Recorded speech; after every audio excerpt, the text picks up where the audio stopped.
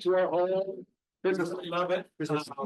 When such enlightened groups, come to our home, just telling someone it rubs off and the spirit lingers here forever. So thank you for coming. The bathroom's right down the hall, and thank you. Time is all yours. Thank you, Ed and Kristen, for being here, and hosting both. For all of you for being here. This is just a lovely turnout. You're a popular guy. So far. Dan is popular, but you can't shake his hand or hug or kiss him tonight because he is a little bit under the weather with cold. And so doubly grateful that he came to spite there. So some thank yous. Thanks to Taylor. Well, thank you for suggesting Stan. I'd actually talked to Stan prior to you suggesting, but it kind of fell off my radar. And so it was great that you suggested because he was willing to do it when you asked him, when he wasn't. It's who you know, Jay. Well, Stan was just starting his podcast. I hadn't officially started, but he was getting all the episodes ready to start. So, and then I think you were going out of the country too, but you had a lot going on. So we had talked about doing it this year and I got lucky to have it in the first of the year. Let's stand here. Let's see. And I thank Jane, my good friend and wife, for managing the Zoom. Good friend. Good friends. You become good friends when you walk the 500 miles. Yeah. You weren't really close before that. After 32, 34, 44 years of marriage. Yeah. And I appreciate all of you being here, and especially if you've taken the time to explore some of the resources. Like, hopefully you maybe saw a podcast or two, even his latest one. You do a good job with him. Yeah. I just listened to Peter Metcalf, Black Diamond, because I appreciate his ear and know him a little bit. He doesn't know me, but I know him from when he was trying to buy his place in Mill Creek. So I just kind of threw this to, we have varying degrees of belief here. Right? Some people are non-believers in God at all. We call them atheists sometimes. Sometimes we call it just agnostics. And I want to make sure they know they're very welcome. And then people all over the religious spectrum. And that's what we love about this space, is that you can come and wherever you are in your journey, spiritual or not, we're happy to have you. And I would say the same with politics. Now, I know most that come to these groups and listen online, lean left, some very far left, some not so far left. There's some, maybe more in the middle and unaffiliated, or more like me, because I can't pick a party right now. And then there are some wonderful people that actually voted for Trump. And so I just want you to keep that in mind when we talk about politics, that somebody might be listening, and just to be thoughtful about how you talk about it. That red-headed elephant in the room. So Well, if there were people who voted for Biden, can they have the same kind of? you bet, it goes both ways. I'm just talking, majority. You vote in Biden? This time.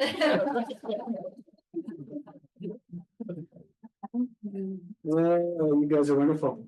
So I really quickly just, sometimes we pray, sometimes we don't, depending on if it's more non-religious or not, and this is kind of halfway, right? It's politics and faith.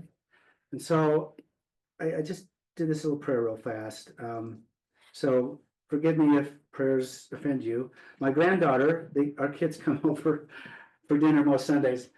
And at the end of my prayer, and they're not long, I've shortened them a lot.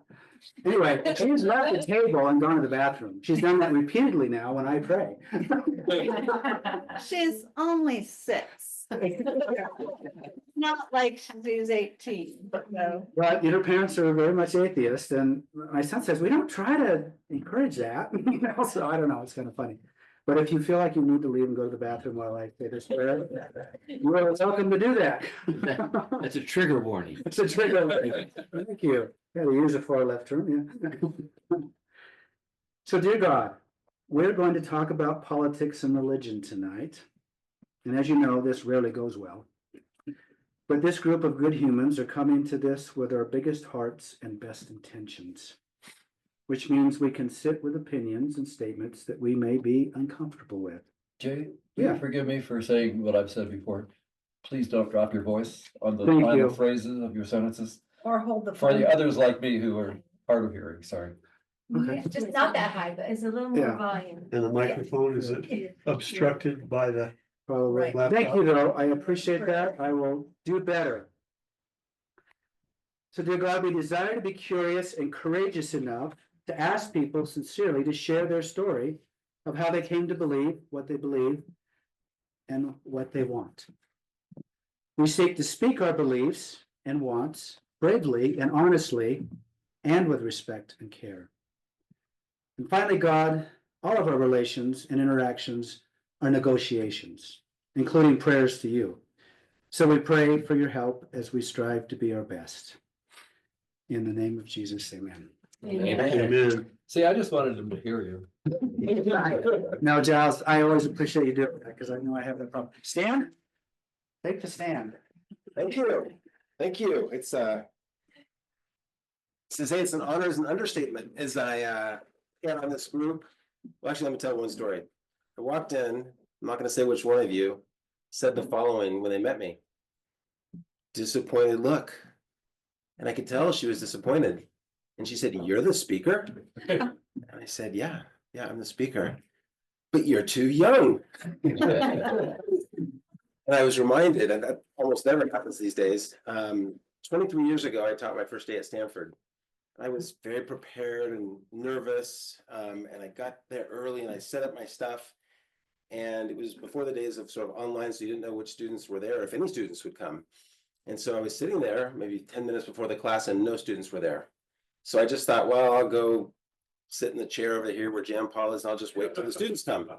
So I sat there, and about 2 or 3 minutes before the class, some students shuffled in, and then some more students shuffled in. And I thought, I'm just gonna wait. And the woman sat down next to me, a student, and she said, "Hey, what have you heard about this class?" I said, "I'm hearing good things."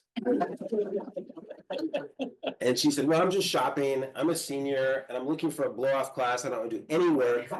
So if this class is going to be hard, I'm out of here." I'm like, "Me too." And I just continued the discussion until probably 5 minutes after the start time. And everyone's saying, "Where's the professor?" And it's like his stuff is there. And I'm just chatting up with her and we're having this intense conversation. And then at 5 after the hour, I stood up, went and stood up like this and said, "Hey, everybody, welcome to negotiation." She went white. Like she lost her balance. She was gonna pass out. So I'm younger than some of you. But you've always had those boyish good looks. Can't help it. Jan Bobo, she helped raise me. So I've got Jan and Randy Paul, who grew up good friends of my parents. Bob Reese, my bishop, first singles ward bishop, bailed me out of all kinds of things. John Kessler sent me a paper today that I read on his work at Integral. It was so good. So it's an honor to be here. Bunch of different directions we could take. Let me propose what we might do. And if anyone says, "Gosh, that's just not what sounds interesting," we can go a lot of different directions. Jay sent me a list of questions. And if we did those questions, it would be like 6 hours. And so I'll try to be a little more focused. What I hope to do is give all of you a framework to think about negotiation, whether it's in politics, religion, your home life, your kids, same framework will work. Do a little bit of time on that, and then some talk about applying it to the church or to politics or whichever direction. Let me state some of actually before that, let me say why this is a topic that I have some experience in.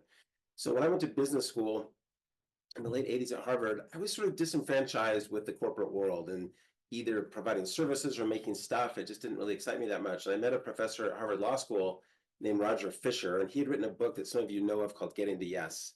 And that's still probably to this day the best-selling negotiation book. And so we just started doing stuff together, and he asked me to come join the Harvard negotiation project as a business school student. It was all law students except me.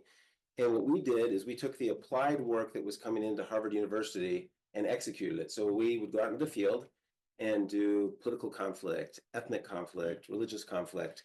And so I did that for 10 years full time. I was in about 75 different countries doing stuff when I looked a lot younger. When I would show up as the mediator, for example, I remember showing up in Colombia, mediating between two different guerrilla groups, a paramilitary group and the government.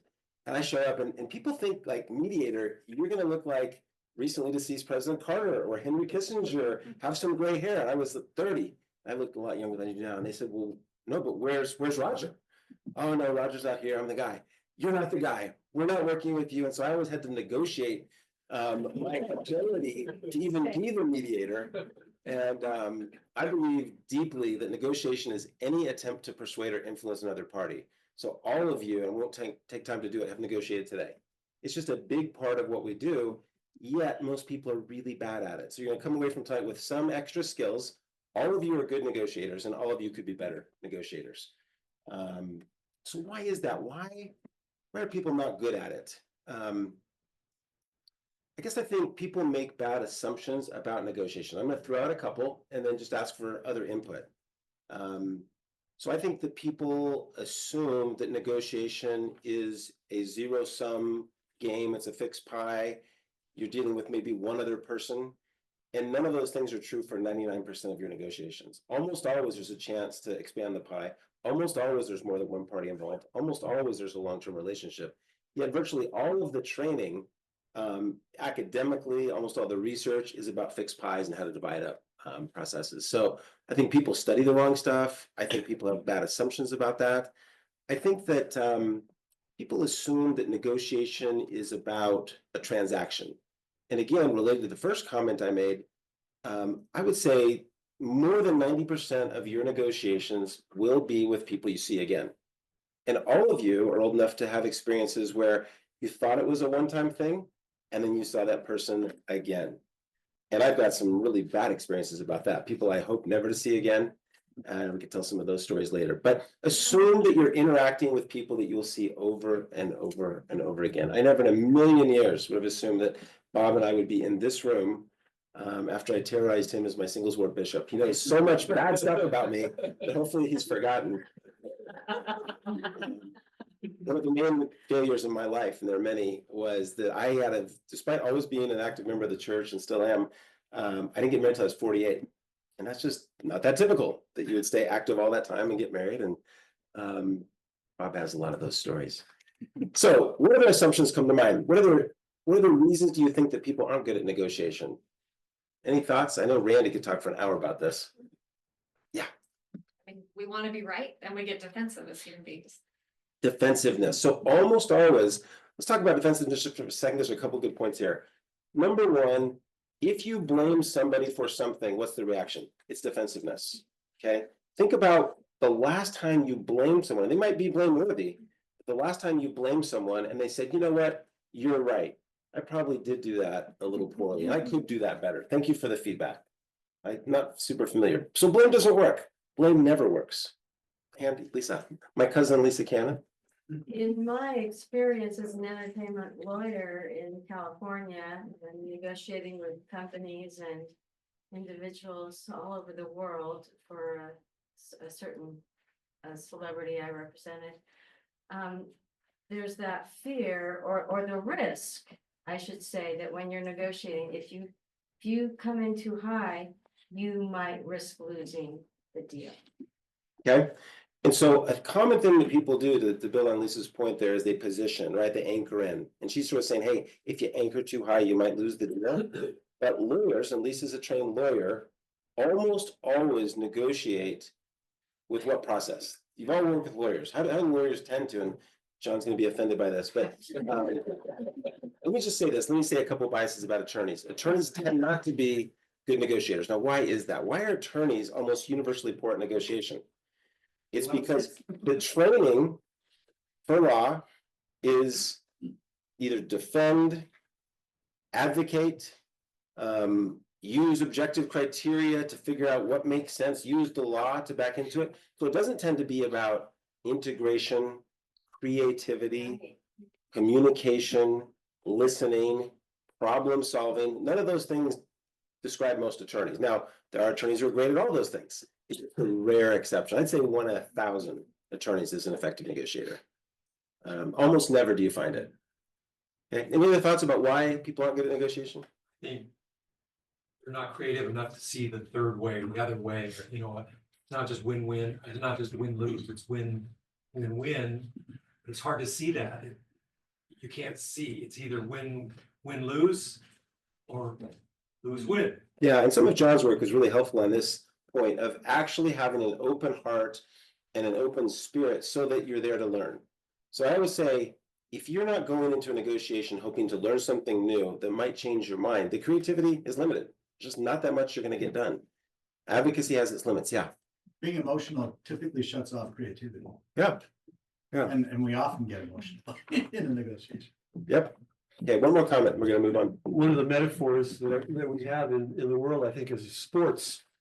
You know, we interact in terms of teams, you know, opposite teams. And so there's this natural kind of a competitive nature. You know, I was playing pickleball, learning pickleball, and I'm thinking, how can I play in a way that lifts my opponent, that helps them play better, and more of an interactional thing. It's really I'm struggling with that because my teammate wants to win, you know, and so it's very interesting. Yeah, not too long ago, I picked up my nephew from a soccer game, and he's 5, and he gets in the car, and I say, "Who won? Who won the game?" He paused, and he said, "Uncle Stan, both teams just had a really good time." Sounds like Ted Lasso. So people use war, people use sports. I beat them. So in organizations, do we incent people to not get stuff done, to walk away from deals? Right? And often you should walk away from a deal. Let's talk about that. Let's dive into, this is kind of the framework piece. This is the hopefully only part of tonight that will feel a little bit professorial. So people under-prepare for negotiation. They tend to negotiate emotionally. I've talked to people at the highest levels of negotiation. I was interviewing George Shultz, former Secretary of State, once, and I said, "Well, when you guys were doing the SALT negotiation with Russia, how much did you prepare?" And he said, "Well, if we're sitting next to each other on the airplane, you know, on Air Force One on the way over, we talked about it a little bit. People, even at something at that level, they don't prepare." Why is that? It's because people don't know how to prepare. What is a framework? You need to have some framework to prepare. And if I asked all of you, what's your framework when you prepare to negotiate, you know, we wouldn't get a lot. So I'm going to propose, and the most important thing is that you prepare. The framework and which elements are in the framework may be a little bit less important, but I'm going to propose sort of one framework that comes out of the research at Harvard that can be useful when thinking about preparation. And as I kind of go through this, I want you to think about, how does that apply to the church? How does that apply to politics, or does it? So the first, and these are sort of 7 things that are present in all negotiations. Number 1, the interests. So the book Getting to Yes, the fundamental point above all else was that you want to not focus on positions or what people want, but why they want those things. Get behind the sort of superficial, what they're asking for. And Roger tells this story of 2 sisters fighting over an orange. The mother comes in, she takes out a knife, she cuts the orange in half, she gives one half to one daughter and another half to the other daughter. One daughter peels it, throws away the peel, and eats the fruit. The other daughter peels it, throws away the fruit, and uses the peel to bake the cake that she was going to bake. So their positions where they both wanted the orange, their interests were in fact complementary and different. Almost always people have complementary interests. Okay, it's rare that you can't find something complementary or in common, and that's often a good place to start in negotiation. So that's the first element of the framework. Understand their interests, figure out how to share your interests, and we could do an hour on how you do that, but that's the first element. The second element is options. So options are possible pieces of a deal. If you're trying to figure out, let's see, what's a good example? I was just talking to a student this afternoon about raising venture capital. The thing that students really focus on when they raise venture capital is what's the valuation of the company. So what percent am I giving up for the money that's coming into the company? We tend to overfocus on that. It turns out there are 5 or 6 really important terms, and there are trades within those terms. And so back to sort of my criticism of lawyers, what lawyers tend to do when they negotiate agreement is start at the beginning of the agreement and go issue number one, and then issue number two, and then issue number three. And lots of you have done that, you know, if you have professional lives. When in reality, if you understood all of their interests and looked at those interests as a basket, you might understand relative trades and be able to be more creative in the process. So rather than just focusing on one option, in this case, the student thinking about, hey, I just want the money, I want this valuation, expanding the pie and being more creative about what goes into it and thinking about all the other terms in the deal, okay? This is gonna sound a little corporate, but I just wanna mention it quickly. You don't wanna agree to any deal until you see the whole picture of the deal. So what people will often do to you in negotiation is kind of take this slice and then that slice and then that slice. And so you only wanna agree in the negotiation after you understand the full picture, rather than one thing at a time. So that's the second element, options. Third element, criteria, objective criteria. If you're arguing about what's appropriate, think about what you might base that on. Objective criteria are outside standards that would be independent of what either party wants. So if someone comes to buy this house tomorrow and they offer X, you know, what would be the objective criteria? How would you know if that was the right price? What are the things that people look to when they're doing real estate valuations? Comparative market. Comparative market. Are there other houses this size, this neighborhood, this condition? And so it's amazing. I probably once a week in a negotiation say to the other party, look, we just want what's fair. Do you guys want more than is fair? People have a very hard time saying yes. I mean, I've heard it said, but not that often. And so, okay, well, let's talk about how we figure out what's fair. What standard would you use to base what you want on? And let me share the standard that I would use to base that on. And that's much easier to negotiate what would be an appropriate standard than what's the right answer or the number. And what people tend to do in negotiation is focus first on the numbers. We could say in the church, the commandments. We could say in politics, the policy, rather than the underlying interests, rather than being creative about how they approach it. And so we'll come back to a discussion of religion and politics if that's what we want to do. So the third element is objective criteria. Okay. Fourth element is the alternative. If someone comes to buy this house, this is the timer for my kids to go to bed, so I'm not my problem. So if someone wants to come buy this house and they try to negotiate a deal and can't get a deal done, the alternative is what they're walking to. They walk out the door. What are they walking to? Is it another house in this neighborhood? Is it they live in their car? Is it that they continue to rent? And so you always, before you go into negotiation, want to make a list of what your alternatives are.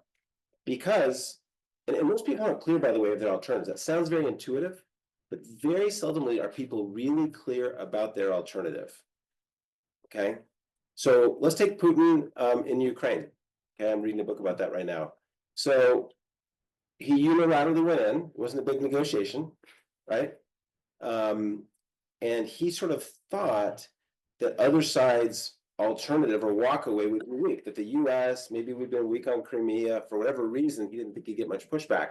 So he underestimated, in this case, the US's alternative, which was to do something to slow that down at a minimum.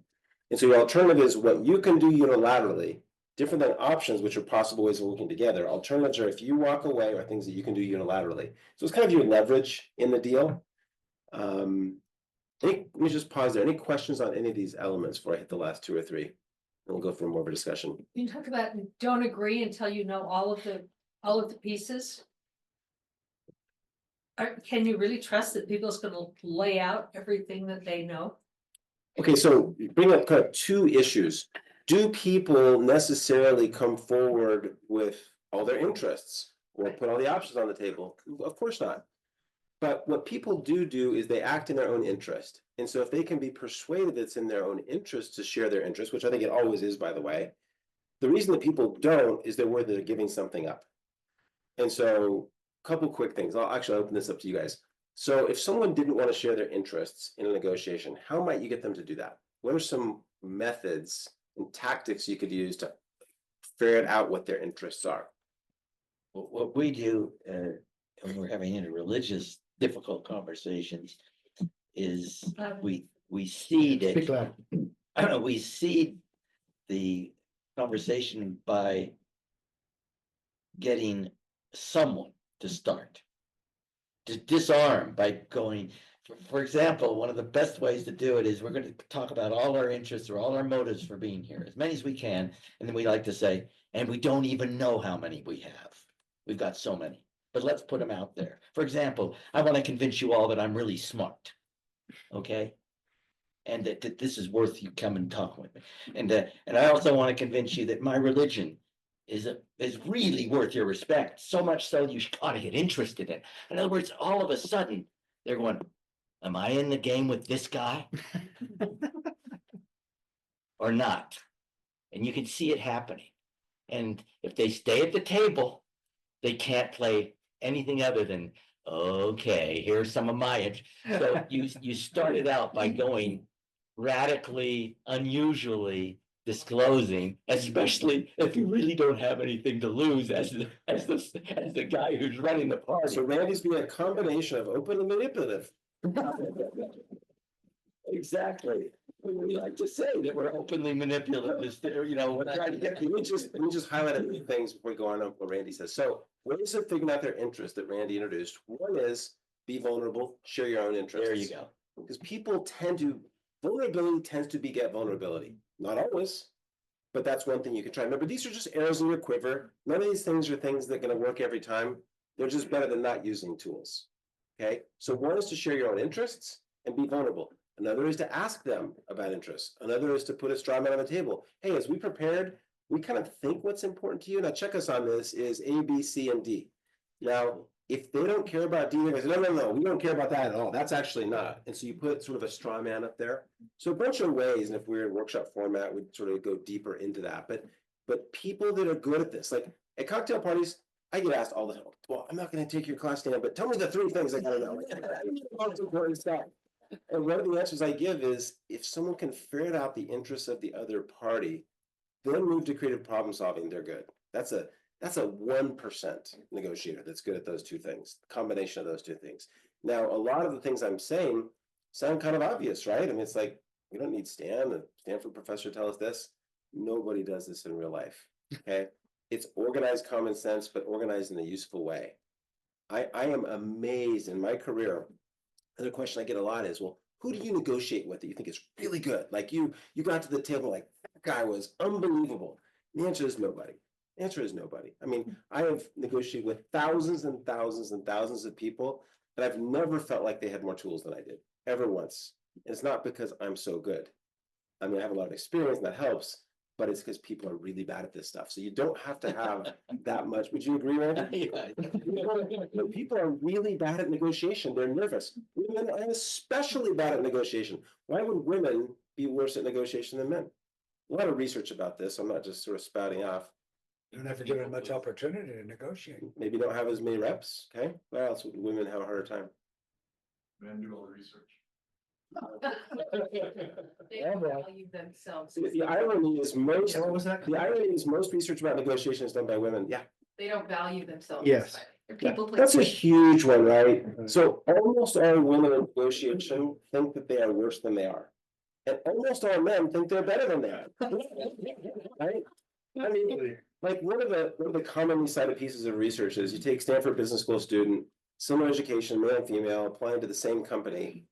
What percent of the time do you think the man, irrespective of what he was offered in salary, asked for more? 7 times more than the women. Yeah, it's roughly that. It's like 80% of men and 16% of women. And so I was interviewing a woman for my podcast who's a very prominent, effective person in Silicon Valley. And I asked her about this. I said, she's like, absolutely, women never negotiate. She said, my very first job at Google, she was like employee 20. She's like, I just took the first thing they gave me. If I would have negotiated all, it would have been millions and millions of dollars. And every man around me negotiated, and they're all rich. And I said, so what do you do? And she said, when I have an important negotiation, I just go find my tallest white male friend. I take him with me. So, but what it tells you is whether you're a man or a woman, hiring someone or receiving a job offer, knowing that's super valuable, super valuable, because you can use that to your advantage. as a woman, as a hiring manager, as a potential employee? You had a question? Not a question, just an answer to your question. But one of the things, I mean, just the fact that they're at the table tells you that they want something from that interaction. So I would ask, or I would consider asking, what is it that you hope to achieve from our discussion today? That might give you an eye or a glimpse into their interests. Yeah, that's really wise and really important. People only show up if they think there's some chance they could do better than they could do independently by walking away. And so people will often threaten in negotiations. And I'll say something like, when someone threatens, like, oh, we could just go buy this other company and your company sucks, and they kind of degrade the thing and they're kind of a low-level negotiator. I'll say, yeah, you may be right. There may be better things that you can do than us. But why don't we spend some time here? You're here for a reason. See if we can work out something that's better than your walkaway alternative. If we can't, you should walk. You should do the rational thing. Okay, yeah, we'll spend. Or I'll say, look, you and I are both very senior people. If the two of us can't spend an hour and figure out how to creatively solve this problem, we're probably not that good in our jobs. Oh yeah, I'm really good at my job. We can do this. We can do this. That's a manipulative thing that he's talking about. It's not quite as bad. It's not quite as bad. There's a quote by Spencer W. Kimball saying something, if we spent more time, thinking about what's good for, the other person than yourself, we'd have a better world. And the reason I'm saying this is that I don't know whether it's a man or a woman, or whether it's a Christian or a ruthless, negotiator. I find myself, not wanting to hurt the other guy. Okay. And how do you ascertain that? I don't want to try so hard to win that the other guy's going to basically be damaged, or go away, Yeah, and so, look, this is. I want it to be a win-win and not a win-win. Do you understand what I'm saying? I do, and it's an important thing. So do you, going back to my former question, want more than is fair in a negotiation? Assuming a long-term relationship. You don't. You actually don't want more than is fair. Even, I'm not talking about moral reasons. Spencer Kimball's talking about morality. I'm talking about economically. Because what happens, all of you have been taken advantage of. A story I tell in my class is, I said I was in a negotiation with a student at Harvard Business School. And they gave us too much work. We were all stressed out. And so I came to this negotiation with him, and he had done hours and hours of preparation, and I had done very little. And he said, look, I've done all these spreadsheets. I figured out the optimal outcome where we both do really well. It's this natural equilibrium, which is something we were learning about. So why don't we just go with my outcome and take some time off and go play tennis? And I thought, you know what? I could use the tennis game. Good deal. I'll take it. So we go play tennis. The next day we come back, the professor puts 90 results. Oh, no, there are 45 results because there are 90 students up on the board. But I had the lowest point total in the class, and he had the highest point total in the class. So he had just tricked me. I said it was optimal. It was good for both of us. And I said, okay, let's go with it.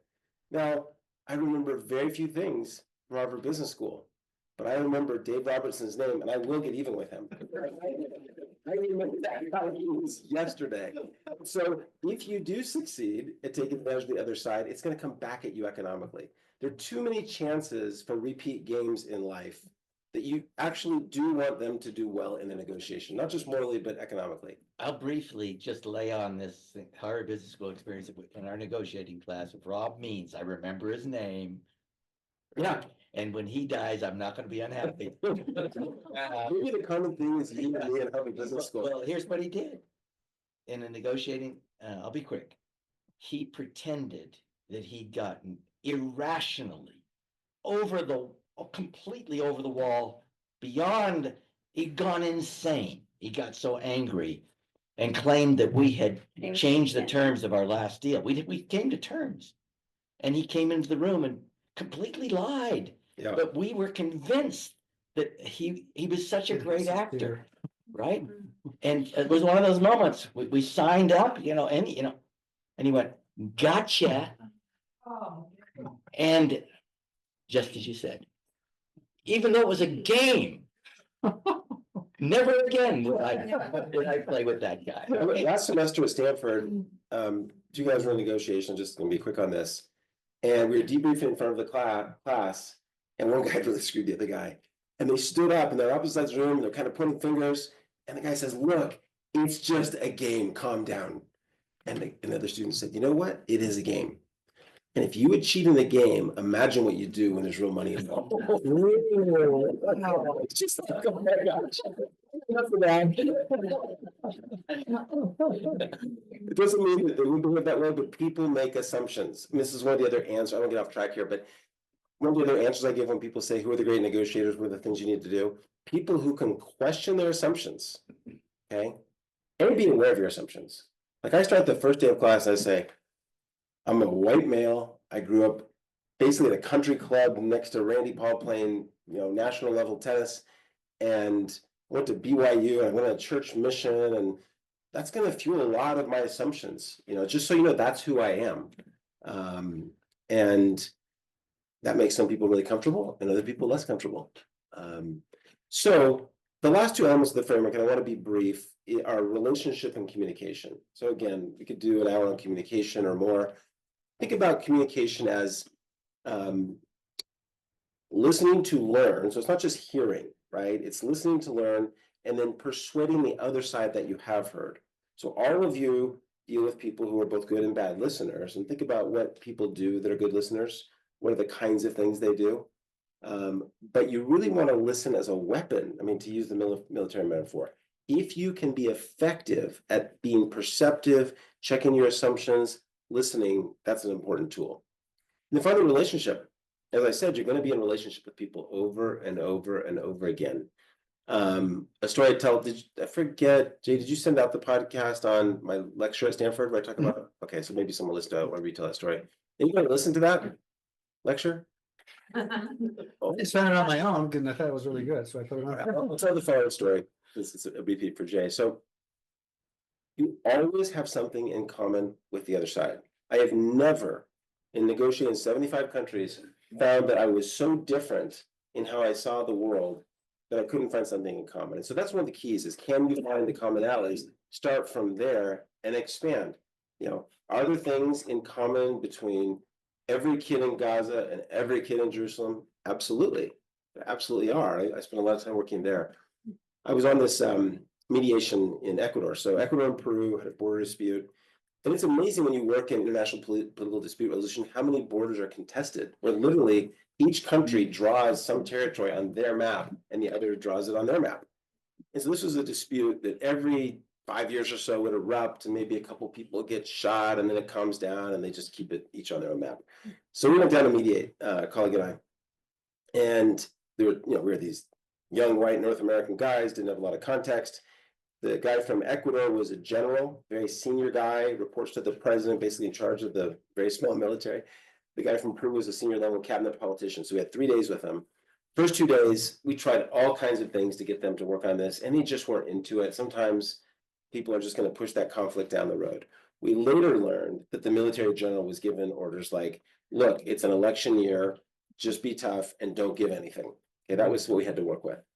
So we spent 2 days. It was not going well. We didn't think we were going to get a solution. My partner, I wish it was my idea, but it wasn't. It was his idea. He said, look, we're not making any progress here. Why don't you guys go spend an hour in the next room talking about things that just don't even relate to this conflict. It could be your families. It could be your church. It could be your favorite, soccer team, whatever it is. And see if you can establish some, common ties and some context to have a discussion. And honestly, to my detriment, I thought it was a dumb idea. I was like, that's not going to work. They're going to think it's super cheesy and they're not going to do it. And they agreed to do it. So they went in the next room and they're in there. Half an hour they're talking, an hour they're talking. We weren't necessarily eavesdropping, but we could hear, they're talking. Hour and 15 minutes, still talking. 90 minutes after they go in, they emerge. The general from Ecuador says, I'm now prepared to negotiate with this man. Let's sit down. Relationship. So he said, wow, great. That's fantastic. Obviously you guys made more progress without us, than progress with us. But just kind of curious, what happened in there? Where'd you guys find the commonalities? And the general said, I learned that he has a handicapped daughter. And I have a handicapped daughter. And I know that every day, he and his wife, 18 hours a day are taking care of her. She's severely handicapped. And this is a good man. I trust him. I can work with him. And so it's just one of those moments in your career where you just say, oh my gosh, that's just amazing. Let's sit down. And we sat down about 4 hours we created a park that they would each trade off managing, and they still had months of negotiation in terms of with their own constituents and how that would work. But eventually that dispute went away over that connection between those two men. And there just aren't any examples I've ever seen where people can't find those ties. Part of the reason that we have such a divide politically is people aren't talking to each other, right? Part of why we have a divide in the church, and I'll define what I think the divide is in a second, is there's not a lot of, it's just not a lot of communication. I'll say one thing about both. I was teaching last semester at BYU, and a couple of students had come to me with their faith crises, and I just sort of feel like, even though I'm younger than some of you, like there are no new issues. I've heard all these things. I was very involved in the church, in the church intellectual community in the 90s. Bob was on the Sunstone board with me. I was chair of the Sunstone board for a decade. And so I really feel like I know the issues. And so when students come to me, I feel like, it's not going to be, Erica's mom, Greta, was on that board. So anyway, several students are coming with their faith issues. And I was just getting a sense that there's more of that at BYU than I thought previously. And so one day in class, I said, hey, look, I know a lot of you are struggling with issues. I make my biases and my testimony clear in class. And I said, but I'd be happy to do like a Zoom call one night where just anonymously people type in their questions. And, if that would be useful, we could do it. It's obviously not for credit. It's obviously not part of the class. Would that be useful to anybody? Would you want to do that? And probably, 15 out of 50 hands went up. I thought, okay, we'll do it. And so a couple nights later, we do this Zoom call. Out of 50 students, 30 of them show up. And it was just such a wake-up call for me. And they were like, not the superficial questions. I mean, it was, the kind of deeper stuff. And, my own estimation is at BYU, you probably have 15 to 20% of the kids totally out, like not one bit in the church. Probably another 20% on the border, and the rest in. And that's a big change from when I was, graduated in 1986. So, very different world. In the political sphere, we could talk about either of these things, whatever you want, and negotiation applies. Like the fact that we can't have dialogues on our differences. I think the numbers, some of the polling numbers coming out of the presidential election were, I think 8% of voters on either party used policy as any criteria who they voted for. Like only 8% were thinking anything about policy. Like this election wasn't about policy. That's hard, right? Because you can't really have debates about issues. It becomes more emotional and more based on culture. And I would say that I'll just end with that thought on culture. It's my feeling that in the political arena, I mean, I'm not surprisingly, I'm not a Trump supporter. I worked very hard on the Biden campaign, on the Harris campaign in Arizona, thinking I could maybe make a difference, which I obviously didn't. But there are two reasons I think that lots of people voted for Trump. One is they felt economically disadvantaged or culturally disadvantaged. Those are like the two biggest categories. And I think the church is just the same with the culture. I think the biggest reason that people leave the church isn't the doctrine, it isn't the historical issues where lots of, say our generation really struggled. Those aren't the things that people are diving into as much these days. It's culture, right? It's the culture. And so in negotiation, you have to understand the culture. It's my feeling that church leaders don't really know what's going on at BYU. I really believe that. I mean, I think the Democrats especially really misread the culture in this election. And if you misread that, if you don't understand the context, watch out. You cannot be effective at persuading people, whether it's parent-child, whether it's political, whether it's religious. If you miss that context, you're nowhere in negotiation. You're nowhere. You're not even at the table. How do you define culture?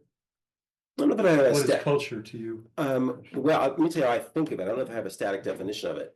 It's the context and the surroundings. It's what's going on. It's where people are. So if I were going to say religiously, and I want to criticize people, but I would say that some of the recent decisions are a misunderstanding of the leadership, are a misunderstanding of where the culture is. And I think that yeah, politically, I'm very critical of the Democrats for not understanding that a lot of people on the other side felt like their way of life is getting compromised. And so it's whatever the milieu is around that people are focused on, I think, is what I'd say the culture is. Is this your 7th point? I'm not, that's what I was Keeping I can say, he's going. I've been taking notes and I'm stuck at Sounds like saying my- find something in common. 7th point for Randy Paul is commitment. It's how you're gonna get it done, okay? So commitment was the 7th point. So all kinds of negotiations, think of all the things you agreed to with your kids or your parents. And you agreed, but then people went off and just did something totally different. Think of all the international political agreements that we've made with other countries that are not implementable. And so when you're negotiating, it has to be something that's implementable. We know who's going to do what when, otherwise it's a waste of time. That's the 7th element. So the way you measure success, to finalize on negotiation, then we can talk about whatever you guys want to talk about. The way you measure success is you can go back to your constituents and say, hey, this is a better agreement than our alternatives, what we'd walk to. It's better than alternatives. It satisfies our interests. We've got behind the positions and talked about the interests. We've creatively looked at a bunch of options and come up with fair standards to judge which are good options. It's a creative deal. There's been good two-way communication. The relationship has been improved. And we're more in a position, unlike Randy and my negotiations with the Harvard Business School student counterparts, we're more in a position to take advantage of opportunities for joint gains in the future. That's an effective negotiation. The things we started talking about, which is I won, I beat the other side, sports metaphors or military metaphors are going to be very partial, right? And they're not going to be long-term and they're not going to be implementable. Yeah. So I think back about, the negotiations I was a part of worked well.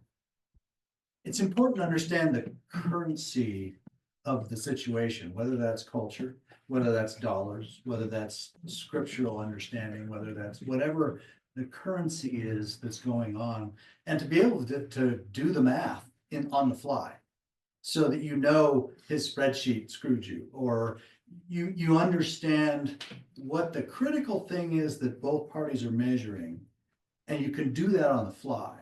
Because the group that does not have the capability to do that ends up in the bad spot because they don't realize that what they're pushing for is actually against their own interest. Yeah, almost always. Let me just interject there because you bring up such an interesting point.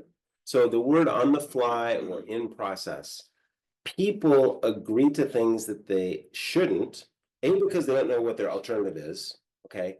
And in the process, on the fly, emotionally, they agree to something. So I think you hear in couples all the time, couples counseling, couples advice, never go to bed angry. That's the worst advice I've ever heard. What would you, when you're feeling emotional and not good in some way, try to work through it right then. Sometimes it's good to pause. It's good to pause, right? And so in your example, which is so good, which is if you're trying to do things on the fly and someone's committing to something that they shouldn't, you pause every time. A couple of things people really do poorly in negotiation. When they don't pause, they feel pressure to agree in a given time. Okay, that's one thing they do. They don't pause and they don't walk when they should. People agree to things that are worse than their alternative all the time. Why would you? Why would you ever agree to something that's worse than what you could walk to? Happens all the time. So, Go ahead, sorry, Jay. it might be good if you're gonna start a negotiation, or even if you didn't formally start, like Jane and I are talking about something and it's starting to go south, that we have this agreement that if one of us is not feeling heard or understood or feeling uncomfortable, we put a pause on it and maybe return. And it seems like if you're the person in the negotiation, whatever it is, feeling like you're kind of got the upper hand, it might even be better if you're the one, if you read the room, that person is feeling, beaten or uncomfortable, that it might be a good time to say, hey, I sense that you're not feeling so good about this right now. Maybe we should pause and you can think about it and I can think about it. That's a good intervention. So just examples of pausing when there's emotion at play. Now, if people come in hot in the negotiation, someone like attorneys do this all the time. So I was involved in mergers and acquisitions for years, and the standard thing on the phone is yell, "That's how to market. My client would never agree to that. You guys," and so I'll just let them vent. So you don't react, you don't get hooked. All of you have gotten hooked by family members, especially children. They know how to hook you, okay? When people say, who's your toughest negotiation partner? Wait till you meet my 11-year-old. I mean, forget about it. He's like Bob Means. That goes crazy. Yeah, and so when people do that, attorneys do that, I'll just say, and it's a little bit, probably not that great that I do this, but I'll just say, so are you done or do you need more time to vent? Because we got plenty of time. Who are you to tell me I didn't vent yet? Keep going, all day. Okay, now do you want to talk about what would be fair or do you need to keep venting, right? And so why do people yell and scream in negotiation? That stereotype of the man who bangs his fist on the table and says, I won't settle for less. They do it because it works. People give in to that. They get intimidated. So one thing is never give in to that. You can't get hooked by that kind of emotion. You pause, you go back to the criteria and what would be fair, and you talk about what would be fair. And so one thing that I'm quite good at in negotiation is not getting hooked by people, because people will try all kinds of things to manipulate you. All kinds of things. Sam, a couple of things. One, after 60 years of teaching, I've been increasingly aware that the gap between the last semester of high school and the first semester of college is very wide. So I'm designing a new program which is called Transitions, and it will be a curriculum that begins the last semester of high school and is continued in the first semester of college. It's designed by both secondary and higher education teachers. One of the things, because I've been listening to Stan's from the beginning of his program, I feel, and I was really confirmed tonight, that curriculum, the curriculum is to teach people how to think, teach people how to write, teach people how to understand their emotions, teach people how to manage money, how to manage their relationships. I'm convinced that that curriculum should include a course of negotiation. And I feel if I had understood what I've learned the last couple of months, if I'd understood it years ago, I would have saved myself and others probably a lot of grief. I think there's something about this, and because we belong to a culture in which so many things are not negotiable. The prophet says you do. And I'm going to tell one of the 40 years ago, one of Stan's and I first relationship was negotiation. I'll tell you to you in a second. But one of the things that I've come to realize is that this is something we all can learn to do better. And I'm going to encourage you to listen, if you haven't listened to Stan's previous things, to listen to them and to go online and tell people what you've learned and why this is valuable. Because I think it really is essential. We are not taught to negotiate. We are taught to obey. We're taught to do the right thing. We are taught to give up, etc. So Surrender. I've come to the conclusion that I've just finished a book that I promote. It's called Imagining and Reimagining the Restoration. And what I am feeling is God is saying not only, come, let us reason together, but come, let us imagine together. And I think he's also saying, come, let us negotiate together, because I think that all that we have in that beautiful thing called the gospel of Jesus Christ is to me an invitation to negotiate with God, with one another, with the church. So Stan, 40 years ago, I see this bright young guy in my singles ward in Los Angeles, and there's another, his cousin, a beautiful member of that congregation. And I said, this guy's going to be a great executive secretary. So One clerk. So the negotiation comes tithing settlement. Hope you don't mind my saying this, but I say to you pay tithing? He said, no, I pay more than tithing, but I pay it in fast offering. I said, that's good enough for me. I said, that's good enough for me. Here's your temper recommend. One of the things that Stan learned, I think, was who I was. He learned that I was open to negotiation on things, that I saw the fungibility, as it were, of this thing we call the gospel and membership and all of that. And I see that of knowing the people you want to negotiate something really important with is to recognize who they are. And recently, in negotiation with somebody, in a conversation, I asked him something about his personal life. And he told me something very revealing. I said to myself, how can I help him with that? Outside of what we're doing, how can I help him with that? Because I cared about him enough to want to do that, not to convince him what I was doing was right, or to get him to come to my side. I wanted that. But I also, part of what the gospel has taught me was to listen to what he was saying, listen to his heart, listen to his feelings as well as his words. And Stan is really a master of that. I'm really grateful. Big question. Can you really negotiate with vast power differences? Okay, this is a great one. This is one of the most common questions, and it's a great one. Because what you just saw is, yes, there's big power difference, but the powerful one is willing to open up. And so. Well, I'll repeat one. So that's exactly my concern, is that I feel this sounds great to me if the person's willing, but I feel a frustration myself growing up in the church that I ran into so many powerful, for lack of a better word, people who were unwilling to negotiate. Yeah, look, And how do you? let me say a couple of things. First, generally about power, and then specifically talk about the church. So, look, there's always a power imbalance. By definition, someone's got more power. Okay. The less power you have, the more important it is that you're persuasive. So your skills have to be better. So people say, you know, who are the best negotiators in history? Who do you know? And the names come up, people like Gandhi. I mean, Gandhi, this barely trained in law, Indian peasant, British Empire over here, like who had more power, you know, but he was able to succeed in that negotiation. Nelson Mandela, you just go on and on and on. And so Jesus, maybe the ultimate persuader, right? Maybe the most persuasive person ever to live.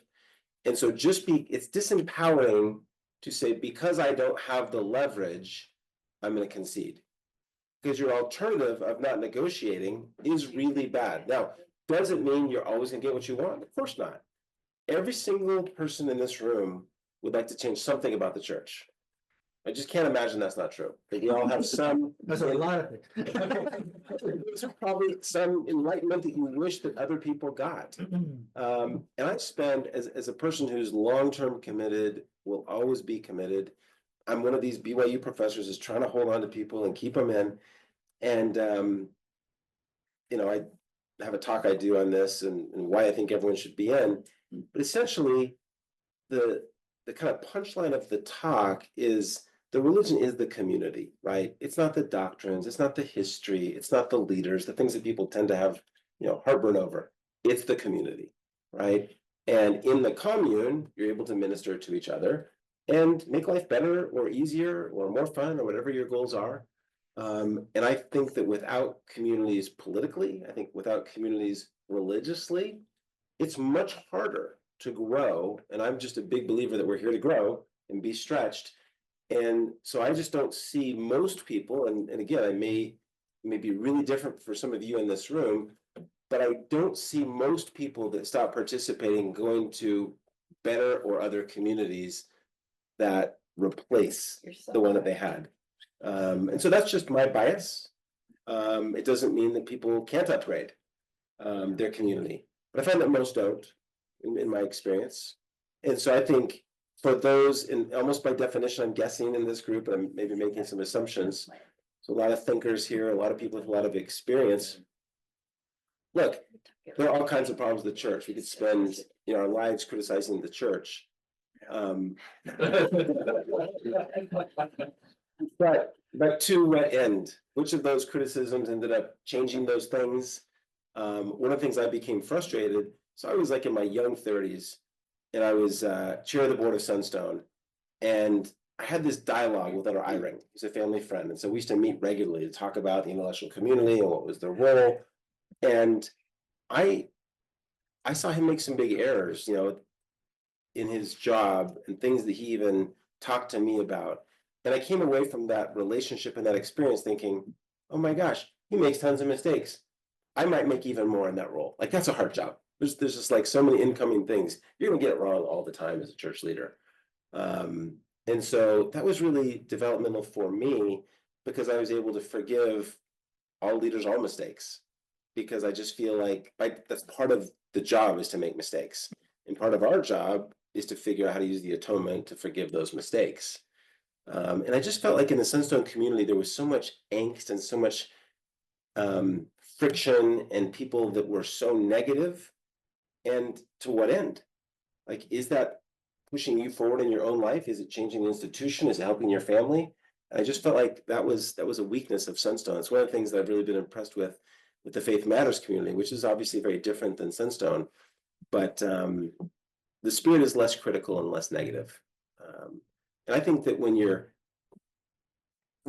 kind of, if you go into the kind of anti-Mormon camp where you're actually spending time fighting against it, it's kicking a rose bush. Giving up my bias here, that reporting was very disturbing to me. I have a brother-in-law who's at BYU who essentially corroborates that. How do you approach that? Is there a way to negotiate? You could talk to him personally if you wanted to, I suppose.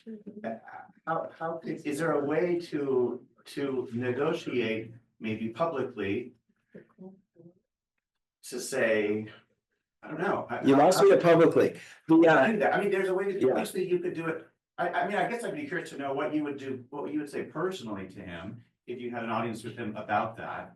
But also, is there a way to say, hey, I don't think this is good. And one of the things to use a word that is not supposed to use, but to advocate for something different. No, but we should advocate. That's the spirit of negotiation and a community that is so frustrating to me when I see things like this reporting. Well, I would just say this. I would say this about that.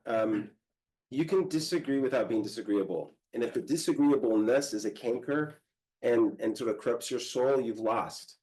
And so one thing, so I spent a long time, and Bob knows this, I spent a lot of time during the pandemic trying to persuade the senior leadership of the church to take different action than they took. I mean, Bob, what, hundreds of hours? And I really felt like we were getting somewhere with Elder Holland. I thought, this is my contribution, the difference. In the end, they chose not to follow the recommendations. And it was deeply, deeply frustrating for me because I felt like it was loss of life that we were dealing with. Like the highest moral thing you can measure is, you can't experience the light of Christ on this earth if you're not on this earth. And so I was super disappointed, but I feel like I have so many reps of dealing with the senior brethren and being disappointed that my testimony can weather that. But one thing I've learned, and I think Randy would corroborate this, is the church just isn't great at incoming. They just don't really, they're not great listeners, right? It's very top-down structure. And so I've spent a lot of time trying to persuade them, just vaguely them of certain things. And my differences are, the successes are small. I mean, I got a letter once from Elder Eyring, and we were seeing an issue really differently. I was pushing really hard. And he sent me a letter a couple weeks later, handwritten letter. And he said, I've been praying about this, Stan, and the Lord has chastised me. And he's told me that you were right and I was wrong. And I was like, wow, I got it once. Did you frame it? Did you frame it? But look, these guys make all kinds of mistakes. There's mistakes being made at BYU. There's also great things about BYU. And so I just think if you don't have, testimony is not quite the right word, but if you don't have flexibility, if you're a thoughtful person and have been through cycles in the church and there aren't things that bother you, you're not paying attention. Like there's just, that kind of naive testimony of everything is perfect and the leaders don't make mistakes is too bad. That's a lower level. I don't know. I think I would kind of push back on that because I think there's a large contingency, maybe not a majority, of people who are absolutely happy to just. Well, one of the things I've thought a lot about lately is, and this pertains to this notion of negotiation and talking to people, is how do you live with people who really have different views and have different interests, and their interests are, whatever it is, broadcasting a cultural sort of boundary, And that's where we should be, and you have to live in the same neighborhoods and wards with these people, and that's. I just think if you're not in the game, you can't get ahead. I mean, I'll give you an example from my ward. So I was ward mission leader 10 years ago, and I started a gospel essentials class that essentially became the liberal class, right? It So was where's your word? Mill Creek, Valley View 6th. So it became like the refuge for the liberals, and we'd have these discussions, and it got popular. And there were some complaints about the Sunday school class, and all of you have had that experience. And we got a new bishop, and Bishop got rid of the class. And we had half a dozen people that stopped attending church because of that. Yeah. That class was their refuge. Yeah. And a couple of months ago, we got a new bishop. And I went to not him, but one of his counselors, who's a good friend. And I said, I think we get some people back at church if you let me do that class again. And he said, I'll talk to the bishop and we'll make it happen. And last week was the first week of the class. And so if I'm not in the game, that doesn't happen. And so I just think negotiate from within the tent. You have much more influence than outside the tent. So is there a way, Okay, you and Gloria. so is there a way we could use some of this discussion into a political, because what Spencer just said, you know, about how do you live with people? I guess I'm interested in knowing how or what challenges you foresee in applying these skills and ways of being with others in the political environment. What challenges will exist perhaps in the next 4 years in a Trump administration that might exist, and ways that you would address those challenges? Now, that's a big question. It is a big that question. I'm steering, and I don't want to take Gloria or Jay's comments, but I hope we could get to that. Okay, let's definitely get to that, Gloria. Yeah, this is before that. Yeah. What you've been talking about persuasion and about Gandhi and the British Empire reminded me of a conversation I had with Mark England last night. And I can't remember the book he was telling me about that he was reading, but he said that the time of the Great Enlightenment was when Americans were interacting with the northeastern tribes, the indigenous peoples, and they were writing back to other, well, to wherever they were from, about it, that's when they started to have an understanding of the difference, that here comes the captain and the leader, and it said, this is the way it is. But these tribal people were saying, they were laughing at them and saying, that's not the way you do things. It's the person who can persuade. That's the one who is the leader. So we did get things from India, and we did get things from the Buddhism and all the other enlightenment of the early people in America, because it was being fed to them in a new way. And it wasn't the top down that worked. Yeah, and we politically and spiritually need to learn more from other cultures and other traditions, for sure. I mean, the biggest problem, so when people say, what's your problem with Donald Trump? You know, I get talked to, I've spent so much time on this. I say, look, it comes down to relationships, okay? The job of the president is to be in relation with other people, other countries, his staff, Americans, and he has no successful long-term relationships. It disqualifies him, in my view, from the job, because that job is only about relationships. That's the only thing you have to do, is be in relation to other people. On my podcast that several people have referred to, I interviewed a guy this week from the Lincoln Project, and he basically said, look, it's already a viper's den. Already everyone's in an authoritarian structure like the one that Donald Trump has created. They're going after each other internally. Even with Greenland? And so it's not going to work. From a church perspective, we are at a unique point in history, as far as I understand, you know, through research and what I've been able to learn, which is dissent is just not an option in the Quorum of the 12, where often historically there were factions, there was discussion, there were strong disagreements. And, you know, knowing several people in the Quorum of the 12, not allowed, not discussed, you know, like it's just, that's not how things go. And so that's tricky. It's tricky if you don't have dissent. We need different opinions, yeah. Hey, Good to see you. I've known Stan a long time. Still remember the first time I met Stan at a gathering at BYU, and he was in shorts and a Hawaiian shirt, so that's my first thing. I just want to bring it just to a little bit more personal, kind of micro level. And just share a couple of experiences. So with my wife, Trevi, and I, and she's largely Methodist, so, that was her kind of upbringing, and I have convert to the LDS Church, and we had very contrasting experiences between both of those communities. So we participate in kind of both, and we had this experience in Sunday school, let's call it a year ago, and both of us come from interesting, challenging backgrounds. It's called, adult children about politics, and we just done this whole program and processing.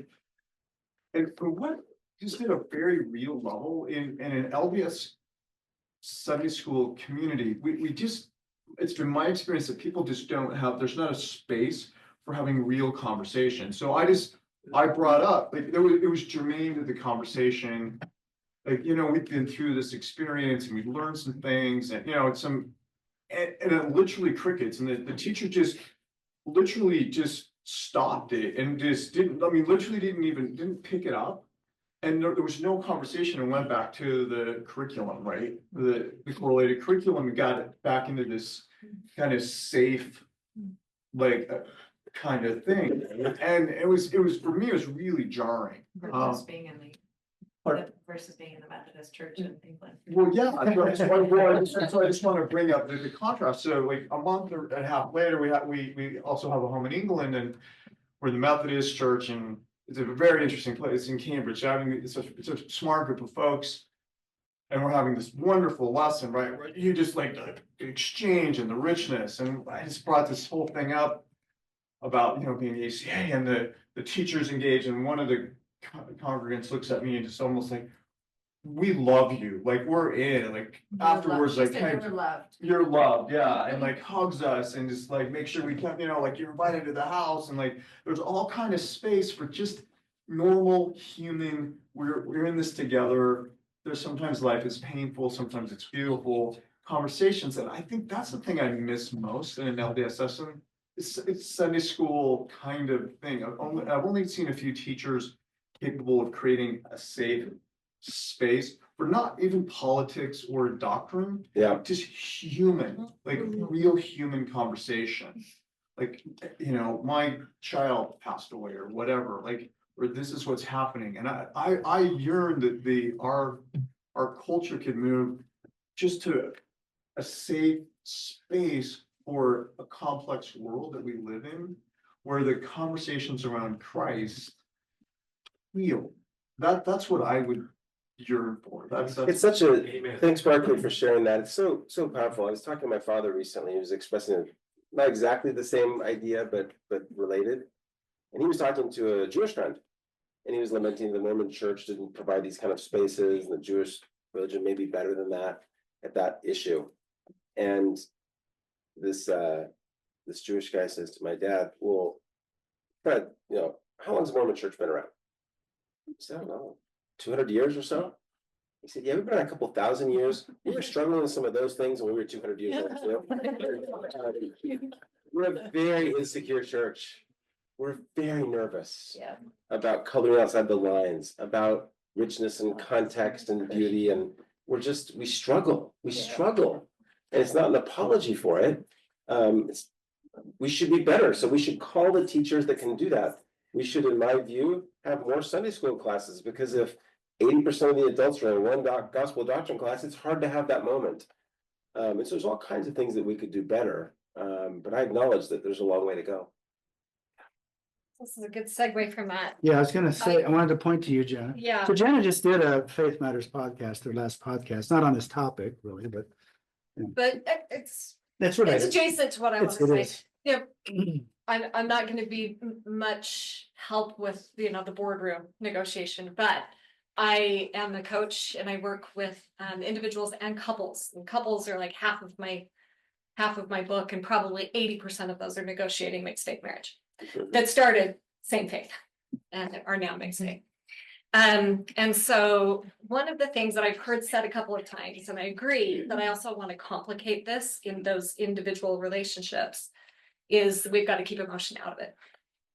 Emotion is all of it when Yeah, it's a exactly. marriage. So yes, I think we need to keep the defensiveness that I mentioned, like we've got to be aware of that and not be staying up late when we're in that space and can't make space for one another. But one of the things that I find happening a lot in our culture is that the person who, and it's often men, and this is a generalization, it's not always the case. But I hear a lot of men come into my office and say, I can't even talk to her, she's too emotional. And I actually feel like we need to get more emotional and more emotional intelligence and make space for the emotion, because I think the inability to tolerate another person's emotional reactions is one of the biggest things I see in my office getting in the way. And I think it's what's getting in the way with what Barclay's talking about as well. Yeah, emotion, we could do a whole session on this. It's Yeah. such a great topic. I think that there's some gender stereotypes of emotion, and not sure that that's what I want to dive into. But emotion is a part of lots of conflict, okay? Let's say it's almost always present. And so the trick, whether you're on the emotive, exercising the emotion, or the receiving that, if you're the emoter, that's a word, how do you constructively get emotion into the discussion? Okay, so there's a constructive way to be emotional, and there's an unconstructive way to be emotional. Yep. And on the receiving end, how do you, the thing that I end up talking to people about in the corporate world all the time is women that cry in performance reviews. So if you talk to men that do performance reviews, they'll say, and less so women, but men that do performance reviews with women, a lot of times it's tears. Okay, how good are men at dealing in that emotional situation? Right? Not that good. And so should there be some training about that? Should there be because you can't say don't cry, if you're feeling those emotions. And so I think that's the summary statement I would have, which is how do you effectively get emotion into the dialogue as the giver, and how do you receive the emotion effectively in the dialogue, as opposed to emotions good or bad? Or doesn't belong Right. in the conversation that's at just all. That's an emotional intelligence failure, right? It I mean, is. of course, but defend that man, that mythical man that you're talking about. What if you never were exposed to it? What if that's uncomfortable for you? 100%. So how do you, in your role as the coach or therapist, make that safe for him not to be very good at that and be uncomfortable? Oh, that's the work, and that's what I do. Like I could give a whole seminar on that, on how you work with that, with the different people who are showing up differently.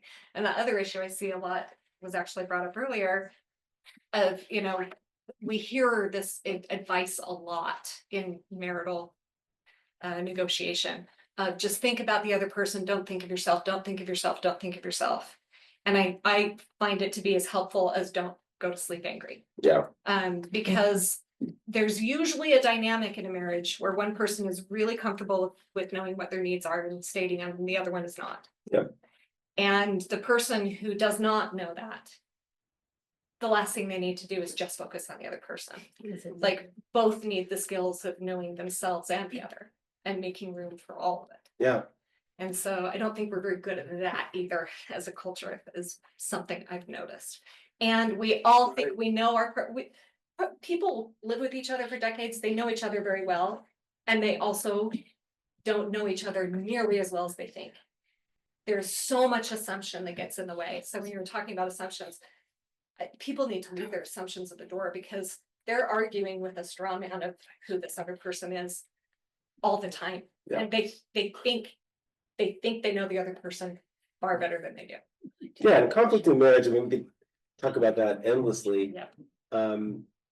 Marriages without conflicts aren't marriages, right? That's just not. Well, they're at high risk for blowing up and divorce. Yeah, conflict avoidance is the worst of all approaches to conflict. If you're conflict avoidant, like, it's gonna come out somehow, right? And we're kind of set up for that. Yeah. In our church culture. Yeah. We're set up for conflict avoidance. Yep. No, there are some leaders, like Elder Uchtdorf is probably the best example of this.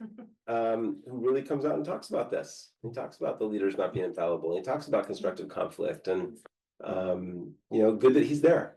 And so I don't want to be an apologist or defensive about the leaders. They make mistakes. But I'm just really comfortable with that personally. John was trying to Doug get Doug it. has he's. Well, I was just, it seems like you guys are agreeing with each other in terms of relationship and community. I'm not sure that message is shared all the way up the. So it seems like a really good illustration of this is just in Elder Collins' addresses.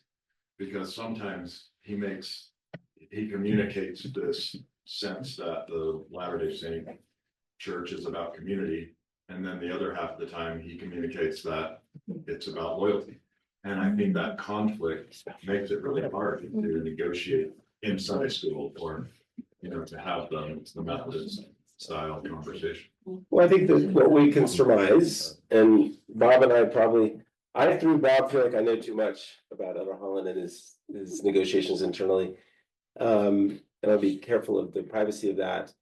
But just know that he struggles on some of those issues. Sure. And that he doesn't get to say what he wants all the time.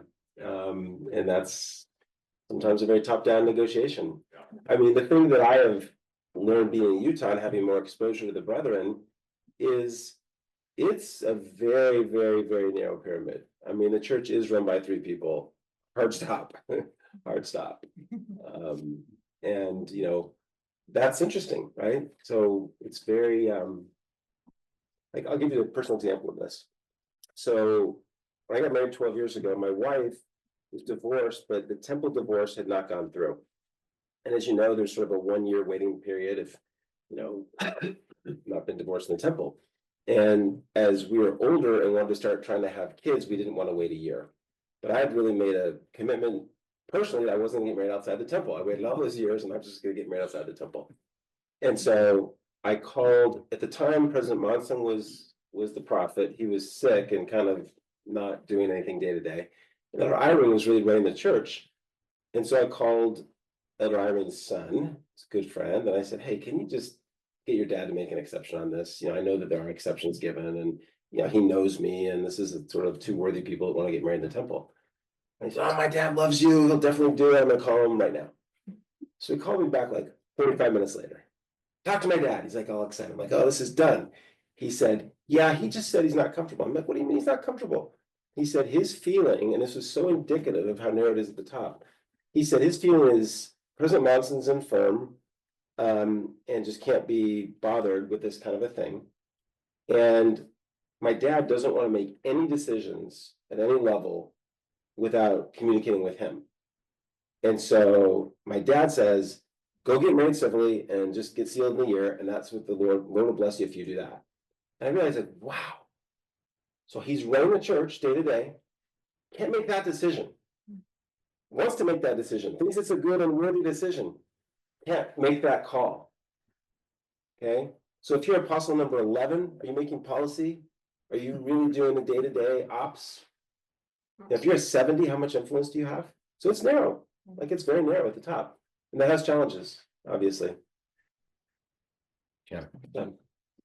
Yeah, I just wanted to make an observation that I think there's an implicit element of effective negotiation in what you're saying and who you are. I mean, what makes an effective negotiator who knows all of these rules that's better than others that know all of these rules?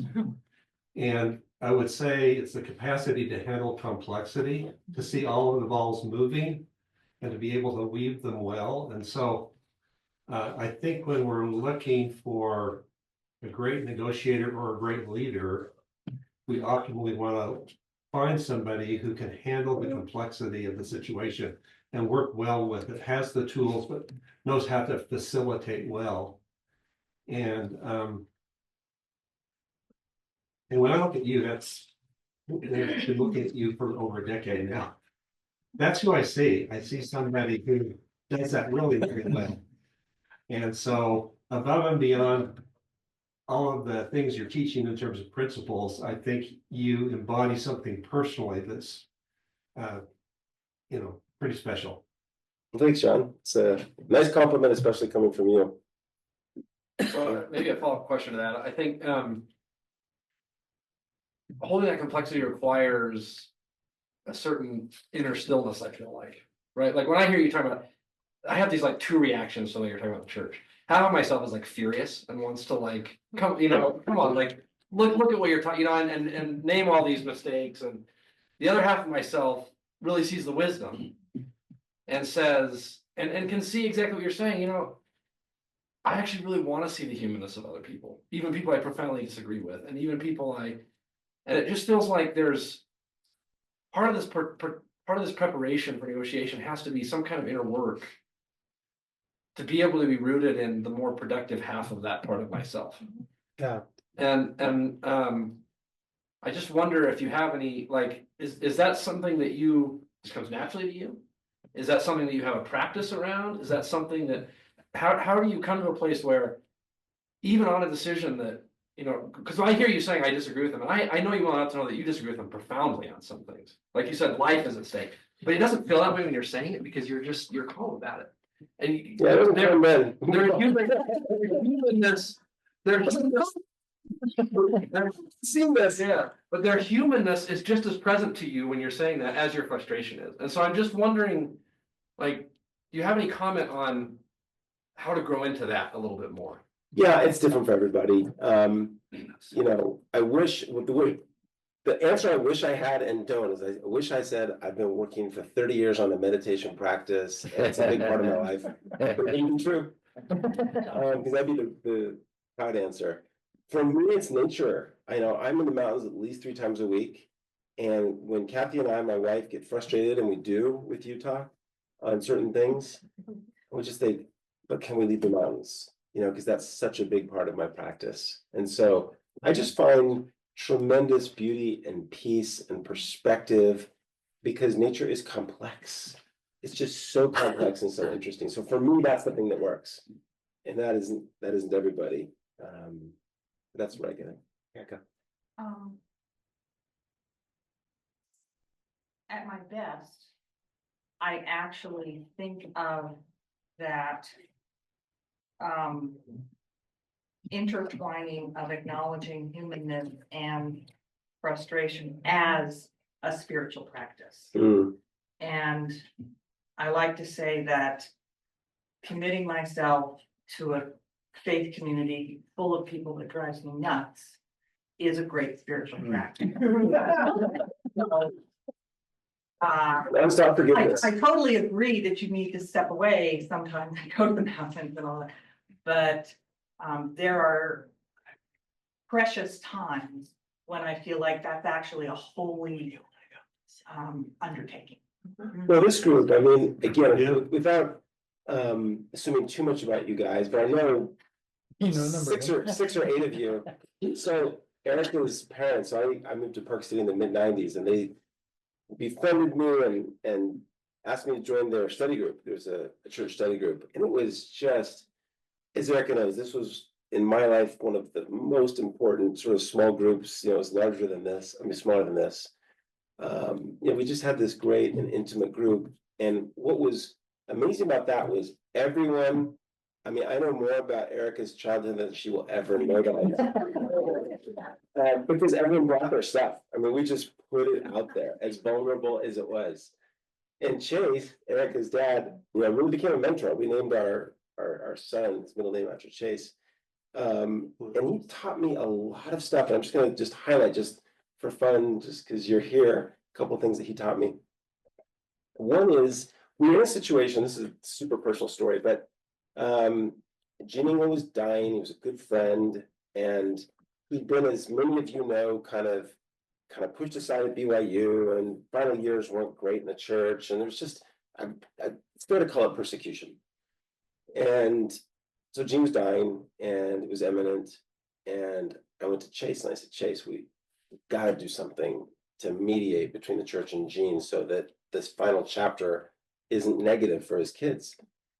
And he said, what do you have in mind? And I said, I think they ought to Have a general authority come to the funeral, have, just some symbolic thing to, just demonstrate that Gene had done this great service and all the work that he did at BYU.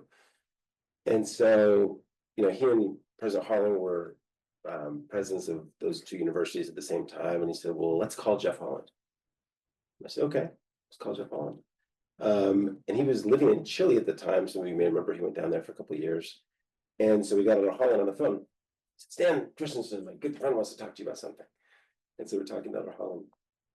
And he said, well, gosh, guys, thanks so much for letting me know. We knew Gene was sick, didn't know how sick, didn't know it was sort of weeks away. He said, I'd really like to do something. But there will be several brethren, in the 12 that are going to be against this. And I'm going to do everything I can to persuade them that, this is the time to forgive and move on. And he said, Chase, you know me well. I'll talk to all, those guys in our next Thursday meeting. We'll discuss it. And I'm going to try to push this through. But just know that if I don't call you back with a positive answer, it was vetoed. He never called back.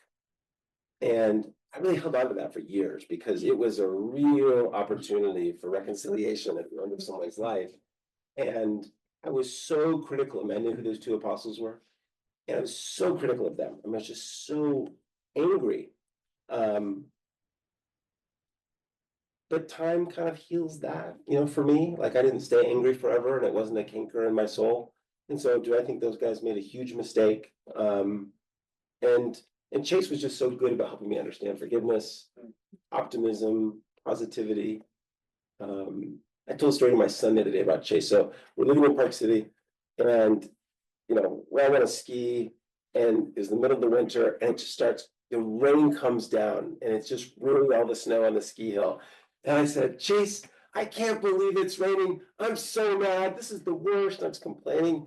And he said, yeah, but a lot of people aren't going to have to shovel snow off the roofs anymore. Don't you think that's positive? Chase Peterson could say that. A lot of fun stories about Chase. But so look, I just think it takes so much perspective and so much humility and so much forgiveness to effectively live the gospel. It's just, that's what it takes. And I think if you're hoping for better leadership, you're going to be disappointed. Are there the rare Sunday school classes that lift someone? Well, you have to have the right bishop, you have to have the right teacher, you have to have the right students. Sometimes that happens. But most of my Sunday school classes in my life haven't been that great. They haven't been that great. Most of my bishops, not that great. Yeah. And I can just say that I thank Jay for helping us create communities outside but inside the church. Yeah. Like this very one we have. And there's lots of them, maybe all of us are involved in other discussion groups that can kind of be inside, outside sort of situations. So I think we can have Methodist discussion groups, okay, within the LDS community. Yeah. And thank you, Jay. Thank you. Well done. Well done. It's a beautiful thing. And look, we decide our congregations based on geography. That's not a very good way to do it. I mean, I think of all kinds of better solutions than that.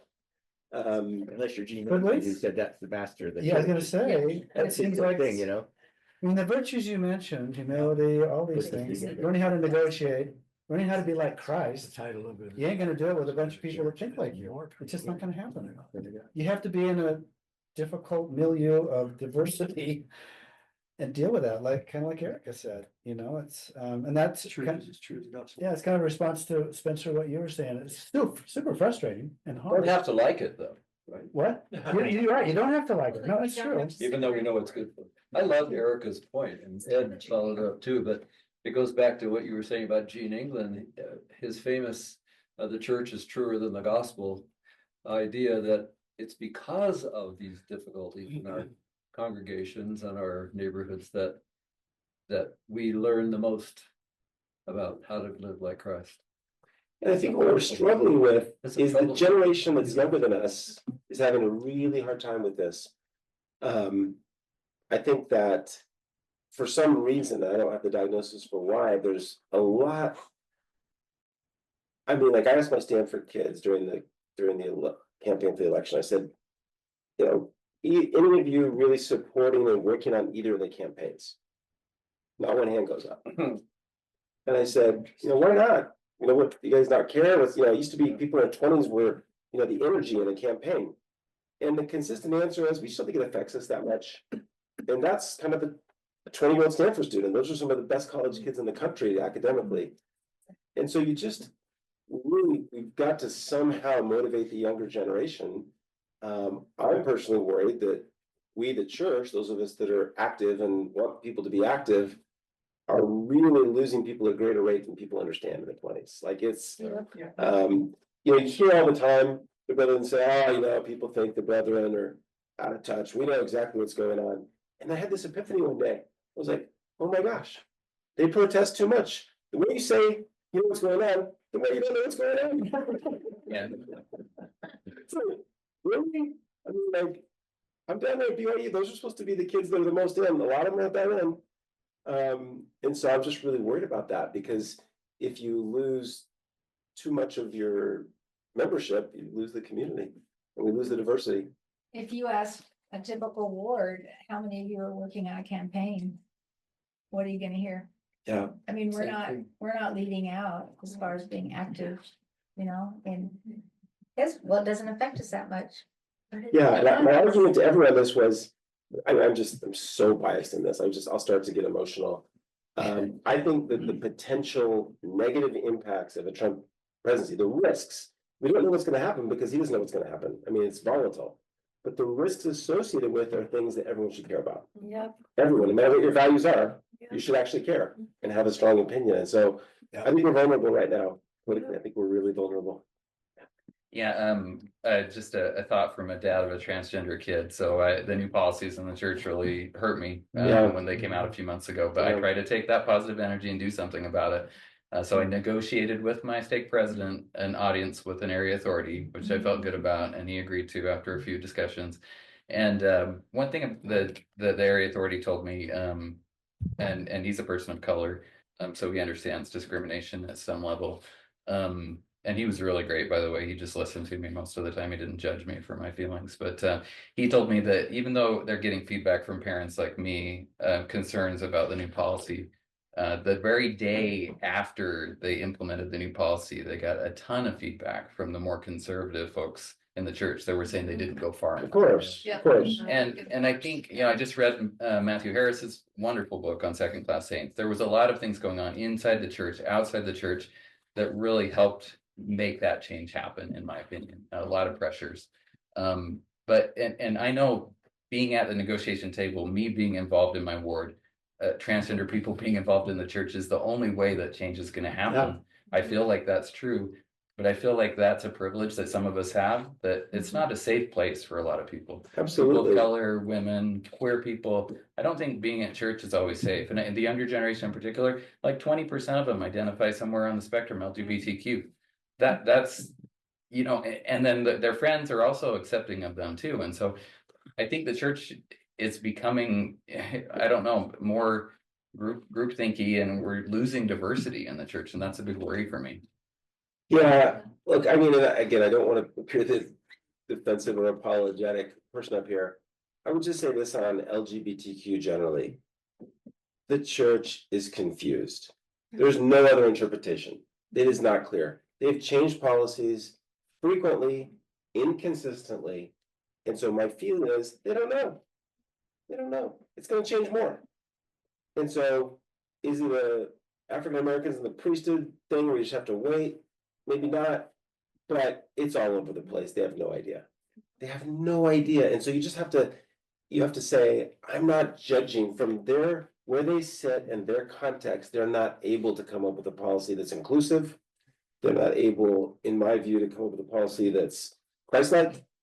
I think it's a tragedy. Personally, I just think it's a tragedy. But if there are people like you or like your child that's trans that can weather that storm, so much the better. And if not, totally understandable. It's sobering to recognize that it took 13 apostles and 13 presidents of the church and hundreds of apostles 170 years to find the truth about race and the priesthood. And the number of people who were patient and loving and believing that it could be better is what I think ultimately led to that. And it's just, it is a tragedy as we are facing and living through this with LGBT people. I've been involved in this for 50 years. I would expect if I lived another 50, it would not be resolved.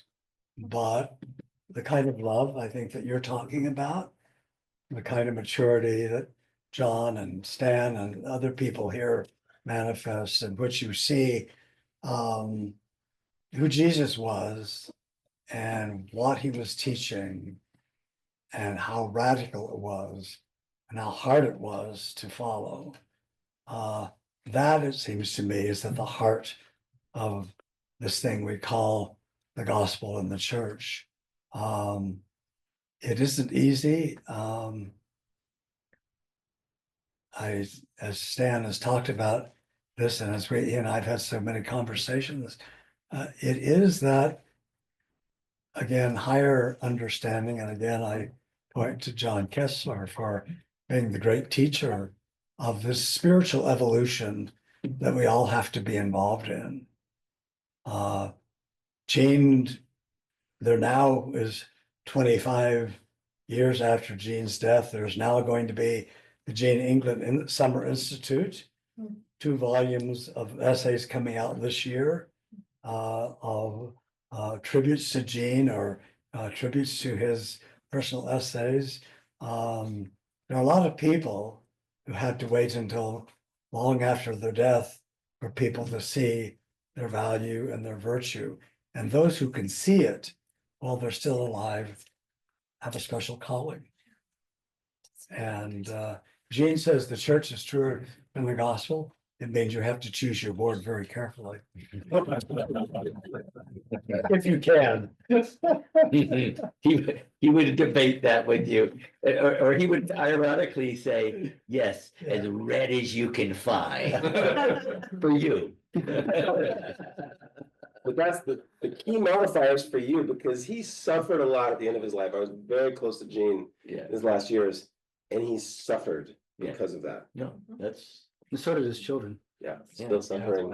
And his wife. I think Jan and I've got to go, but I just want to say thank you so much for this and for your working this. Just was so wonderful that you're such a young guy, and so you're gonna, when you grow up, you're gonna be fat. And, I do want to say that one thing I've learned in the last 20 years, the work I'm doing is if you. Why don't you say what the work you're doing real quick, briefly? I work at the Foundation for Religious Diplomacy. We build trust between religious rivals who remain rivals. And often in foreign lands. Yes, oh yeah, Iran is, I've been in Iran a couple of times. That's where we're working mostly right now, Iranian Christian relations, and Jewish. But what I wanted to say is this: imagine yourself getting up every morning, looking in the mirror and say, I want to be in a relationship of mutual influence. I want someone to influence me to change today while I influence them to change. That's what we're working on. That's what we're working on. Not inclusiveness, No, that isn't going far enough. You've got to push and receive to be real. Right? And look, it's and what we're talking about, maybe we'll just close with this, which is it's hard work. It is hard work. You have to be prepared, you have to do the exercises, you have to be in the right place. Yeah. And very few people can go there. The reason that people are really bad at negotiation, one of the main reasons, is it's hard. Like, it's hard, it brings up stuff. And most people would rather go over the surface. Yeah. I mean, there just aren't thoughtful people that I've met in the church that don't have issues with the current leadership or organization or history or doctrine, whatever their issues are. And so you gotta do the work.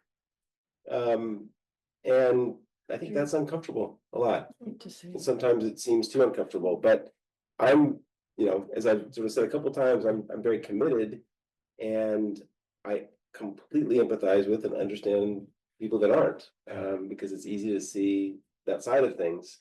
But for me, it's been a good choice, and sticking it out. Thank you.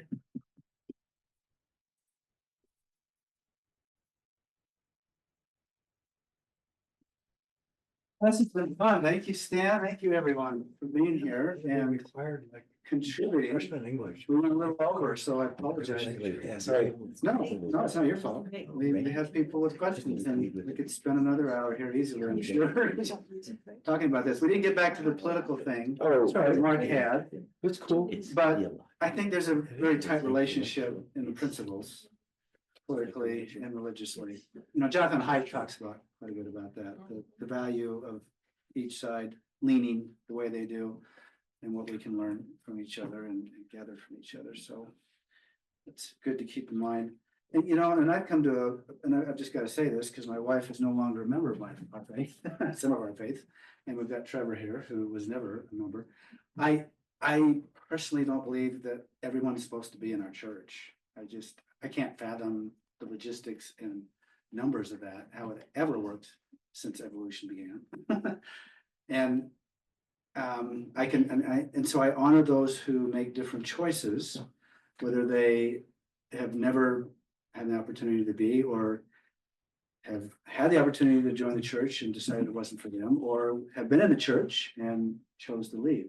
I would love people to stay. I love people to come in because it's been so good for me, but that doesn't mean it's going to be good for everybody just because it's been good for me. You know, there's lots of people that peas are good for, but they just can't stomach them. Our oldest son can't do cilantro, and he's got the gene. Cilantro is not something that's going to work for him. I mean, they can give endless examples. So I think God's good with that. I mean, how can it not be? Because they could not be good with that kind of diversity, because that's the majority of what we see. So I just have to say that because I have a wife that supports me in this lovely cause that's been going on for 12 years now, and I appreciate that, even though. And then, you know, Trevor and Barclay are a great example of blending their different faiths and finding a lot of community between the two and continuity. And I think that can happen a lot. So I think that's also what you can do with politics, you know, is get to love and know those people